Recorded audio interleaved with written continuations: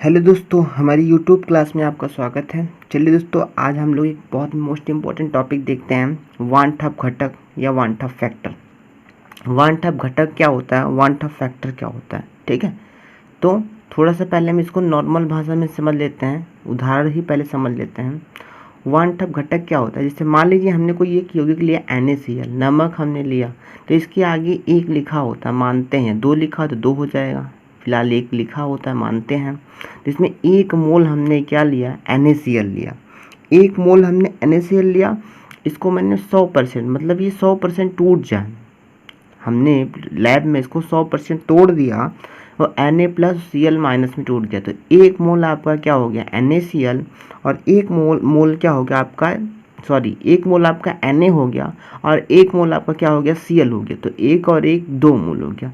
हमने क्या था, सामान्य अणुभार कितना था हमारा, सामान्य अणुभार हमारा 1 था, और जो हमारा वियोजित हुआ, परीक्षित हुआ, एसोसिएशन हुआ, जो टूटने के बाद हमारा कितना हो गया, एक और एक 2 हो गया। तो जो हमारा वान टॉप फैक्टर हो जाएगा, सामान्य अणुभार मतलब 1 और प्रेक्षित अणुभार मतलब 2, तो 1/2 हमारा वान टॉप फैक्टर का मान हो जाएगा। ऐसे यहाँ दूसरा वाला एग्जाम्पल देखते हैं, CaCl2, तो CaCl2 यहाँ पे 1 है तो 1 मोल हो गया, और यहाँ पे 1 और 2 यहाँ पर 2 और 1 3 मोल हो गया, मतलब CaCl2 3 मोल में टूट गया।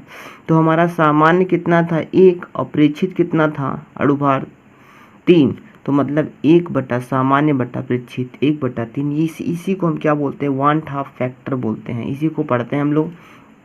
क्या है वान टॉप फैक्टर, किसी विलयन में विलेय के सामान्य एवं प्रेक्षित अणुभार, सामान्य एवं प्रेक्षित अणुभार के अनुपात को वान टॉप घटक कहते हैं। इसे I से प्रदर्शित करते हैं। तो ये क्या है, सामान्य अणुभार बटे प्रेक्षित अणुभार, ठीक है। MB मतलब कैलकुलेट, मतलब सामान्य अणुभार, और बटे MB, ये भी हमारा वही है, अणुभार ही है। तो MB ऑब्जर्व मतलब क्या हो गया, प्रेक्षित अणुभार।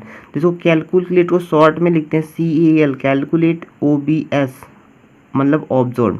तो I बराबर MbCal कैलकुलेट और ऑब्जर्व, ठीक है। ये हमारा एक फॉर्मूला आ गया किसका, वान टॉप, इसे I से प्रदर्शित करते हैं वान टॉप को, ठीक है। तो इसी को बोलते हैं वान टॉप फैक्टर। यहाँ पे देखिए, इस नीचे देखते हैं, ये आपका बदला है, क्योंकि प्रेक्षित अणु संख्यक गुणधर्म ऊपर आ गया, जबकि अणुभार क्या हो गया, नीचे, सामान्य अणुभार नीचे आ गया। क्या, क्यों पलट गया, देखते हैं, यहाँ पे देखते हैं। जो हमारा अणु संख्यक गुणधर्म होता है, कॉलिगेटिव प्रॉपर्टीज, इसका इंग्लिश में बोलते हैं, तो कॉलिगेटिव C से हो गया, प्रॉपर्टीज P से हो गया, तो CP बोलते हैं। कॉलिगेटिव अणु संख्यक गुणधर्म मतलब प्रॉपर्टी, तो CP से बोलते हैं। जो व्युत्क्रमानुपाती किसके होता है, MB के, मतलब 1/, उल्टा होता है, 1/, उल्टा। तो अगर जो हम इसको 1/, सामान्य अणुभार करेंगे तो, और 1/, प्रेक्षित अणुभार करेंगे, तो ये वाला बटा ऊपर कहाँ चला गया, यहाँ पे ऐसे होगा 1/MB, मतलब ये क्या हो जाएगा हमारा, ये हमारा सामान्य हो जाएगा, मतलब कैलकुलेट हो जाएगा, और 1/MB, और ये हो जाएगा ऑब्जर्व हो जाएगा। तो बाहर का बाहर से गुणा होगा, अंदर का अंदर से गुणा, तो बाहर का एक, इसका 1 से गुणा होगा, तो MB ऑब्जर्व ऊपर आ जाएगा, MB ऑब्जर्व ऊपर आ जाएगा, और इसका आपका अंदर का अंदर से गुणा होगा, MB का 1 से गुणा होगा, तो कैलकुलेट क्या आ जाएगा, नीचे आ जाएगा, मतलब बदल जाएगा, क्या हो जाएगा, बदल जाएगा। तो आपकी प्रेक्षित अणुसंख्यक गुणधर्म ऊपर चला गया, और सामान्य अणुसंख्यक गुणधर्म, जब अणुसंख्यक गुणधर्म की बात आएगा तो प्रेक्षित अणुसंख्यक गुणधर्म ऊपर आएगा, और सामान्य अणुसंख्यक गुणधर्म नीचे आएगा। क्यों, कॉलिगेटिव प्रॉपर्टीज की वजह से, मतलब अणुसंख्यक गुणधर्म की वजह से, क्योंकि ये व्युत्क्रमानुपाती होते हैं, किसके, MB के व्युत्क्रमानुपाती होते हैं। इसी प्रकार हम देख सकते हैं, इसी प्रकार I बराबर, जो हमने पीछे पढ़ा था पिछली वीडियो में, कि हमने क्या पढ़ा था, कि जो परासरण दाब है वो ऑब्जर्व, मतलब परासरण दाब का क्या, ऑब्जर्व की बात किया ना, ऑब्जर्व पहले है, मतलब प्रेक्षित अणुसंख्यक गुणधर्म, तो किसका, आप परासरण दाब, पाई मतलब परासरण दाब का प्रेक्षित अणुसंख्यक गुणधर्म बटे सामान्य गुणधर्म। ऐसे डेल्टा TB मतलब क्वथनांक का उन्नयन मतलब आपने हाई स्कूल में पढ़ा होगा, कोई चीज़ नीचे से ऊपर देखते हैं, मतलब नीचे से बढ़ रहा है तापमान, ठीक है, तो 1 वायुमंडल तक। तो ये क्या हो गया, हमारा क्वथनांक का उन्नयन जो है ऑब्जॉर्व बट्टे क्वथनांक का उन्नयन कैलकुलेट। इसी प्रकार हिमांक का अवनमन ऑब्जॉर्व बट्टे हिमांक का क्या हमारा हिमांक का प्रेक्षित कैलकुलेट मतलब हमने क्या बताया था आपको, कैलकुलेट मतलब सामान्य अनुभार, तो प्रेक्षित अनुभार बटे सामान्य अनुभार। तो ऐसे हमारा इसी जैसे ये है ऐसे सारा हमारा हो जाएगा इस तीनों के लिए। और एक मैं और आपको अगला बताता हूँ, जो वन हाफ फैक्टर होता है संयोजन या वियोजन। ये हमारा टूट गया, मतलब हमारा ऊपर क्या हुआ था, टूट के ज़्यादा हो गया, ये टूट के ज़्यादा हो गया, तो ये कम भी हो सकता है, ये कम भी मतलब इधर 2 लेंगे इधर क्या हो जाएगा 3 होगा। जैसे यहीं पे मैं आपको एग्जांपल दे देता हूँ, जैसे N2 प्लस H2 तो हमारा बनता है NH3। इसमें कितना 3 है आपका, 3 यहाँ पे 3 है, यहाँ पे कितना है 2। N2 कितना है 2 है, यहाँ 1 है, तो 2 से गुणा करा 2 N2 हो जाएगा, और 3 दूनी 6 आपका H हो जाएगा, तो यहाँ 3 से गुणा करा 3 दूनी 6।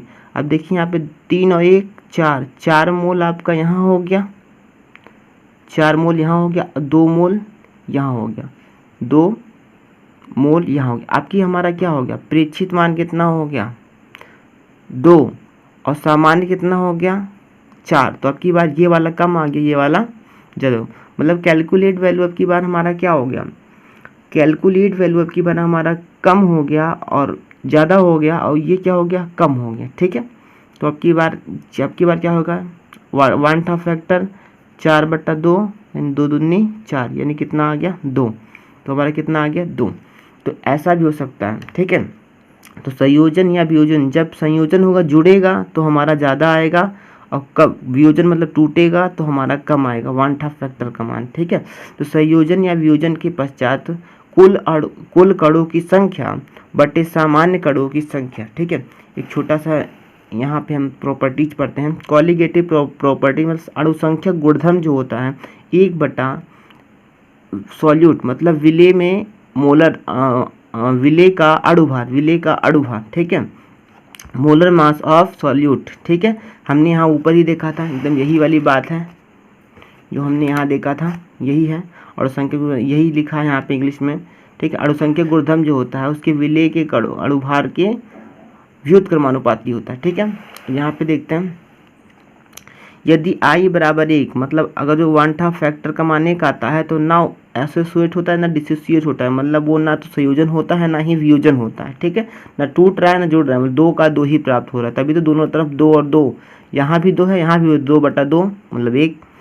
अब क्या I का मान कम आ रहा है, मतलब क्या हो रहा है, मॉलिकुलर एसोसिएशन टेक्स प्लेस, मतलब मॉलिकुलर क्या हो रहा है, जो आपका वो टूट रहा है, क्या हो रहा है आपका पदार्थ टूट रहा है, मतलब एसोसिएट हो रहा है, एसोसिएट हो रहा है, क्या हो रहा है एसोसिएट मतलब जुड़ रहा है, क्या हो रहा है एसोसिएट मतलब क्या होता है, एसोसिएशन मतलब जुड़ना, मतलब जब वन हाफ फैक्टर का मान 1 से कम आएगा तो क्या होगा, ये जुड़ेगा, क्या होगा जुड़ेगा तभी आपका 1 से कम आएगा। ठीक है, और I बराबर 1 से ज़्यादा आ रहा है, 1 से ज़्यादा आ रहा है तो ये क्या होगा टूटेगा, क्या होगा टूटेगा, मतलब क्या होगा हमारा टूटेगा। कौन टूट रहा है, मतलब अणुसंख्यक गुणधर्म के बात हो रही है, अणुसंख्यक गुणधर्म की बात हो रही है, प्रेक्षित अणुसंख्यक गुणधर्म का वन हाफ फैक्टर। ठीक है, तो क्या होगा हमारा क्या होगा वियोजित होगा, तो I का मान जो होगा 1 से ज़्यादा होगा। संयोजन और वियोजन की कोटि के संबंध में वन हाफ घटक के अनुसार। ठीक है, संयोजन या वियोजन की कोटि के संबंध में। ठीक है, यदि आपका संयोजन हो रहा है, संयोजन की मात्रा कोटि A बराबर, A मतलब एसोसिएशन मतलब जोड़ रहा है, संयोजन हो रहा है तो 1 - I अपॉन 1 - 1 अपॉन Na ये फार्मूला होता है। वियोजन हो रहा है तो 1 - I अपॉन 1 - N ये होता है, जहाँ N बराबर कणों की संख्या। अगर वियोजन हो रहा है कणों की संख्या निकालनी है हमें, ठीक है, तो हमारा ये फॉर्मूला लगेगा वियोजन के लिए, असंयोजन के लिए ये हो रहा है। ठीक है, अगला देखते हैं, कुछ समीकरण देखते हैं संयोजन होती है या वियोजन, मतलब हमें कैसे पता चलेगा संयोजन हो रही है वियोजन। देखिए ये पानी मिलाने पे क्या Na+, यहाँ पे Na+ और Cl माइनस में क्या हो रहा है टूट रहा है, तो मतलब ये क्या हो रहा है टूट रहा है ना, तो वियोजन हो रहा है, क्या हो रहा है वियोजन हो रहा है। ये देखिए ये भी टूट रहा है, तो ये भी क्या हो रहा है, वियोजन हो रहा है। ये भी टूट के यहाँ पे एक था, यहाँ पे 2 3 हो गया, यहाँ एक था, यहाँ पे 3 हो गया, ये भी वियोजन हो रहा है। ये जैसे का था वैसे ही हो रहा है, ना तो संयोजन हो रहा है ना ही वियोजन हो रहा है, जैसे था वैसे है। मतलब ये किसका फॉर्मूला है, ग्लूकोज का। अगला क्या है, ये यूरिया का फॉर्मूला है NH2CO NH2, जैसे था वैसे ही है, मतलब ना कि संयोजन हो रहा है ना ही इसमें वियोजन हो रहा है। ठीक है, इसका वन टफ फैक्टर 1 आएगा। अगला क्या है, ये क्या है, OH अम्ल है, मतलब एसिटिक एसिड है। ये देखिए ये टूट रहा है, 1 और 1 2, यहाँ पर कितना है, 1 ही है, मतलब ये क्या हो रहा है, वियोजन हो रहा है। अब यहाँ पर देखिए 2 था, लेकिन 2 से यहाँ पे क्या हो गया, 1 हो गया। मतलब अगर जो हम पानी लेंगे तो क्या होगा, ये टूट जाएगा। और यही चीज़ में अगर जो पानी नहीं लेते हैं, बेंजीन उत्प्रेरक में लेते हैं, तो ये क्या 2 से 1 हो रहा है, मतलब क्या हो रहा है, संयोजन हो रहा है। यहाँ पे क्या हो रहा है, संयोजन हो रहा है। एक नोट देखते हैं, नोट, आयनिक यौगिकों में हमेशा क्या होता है, वियोजन होता है। जितने भी आयनिक यौगिक हैं उनमें वियोजन होगा, और सहसंयोजी यौगिक में क्या होता है, संयोजन और वियोजन दोनों होता है, संयोजन और वियोजन दोनों होता है। बस संयोजन की मात्रा ज़्यादा होती है, वियोजन की मात्रा कम होती है। Thank you for watching.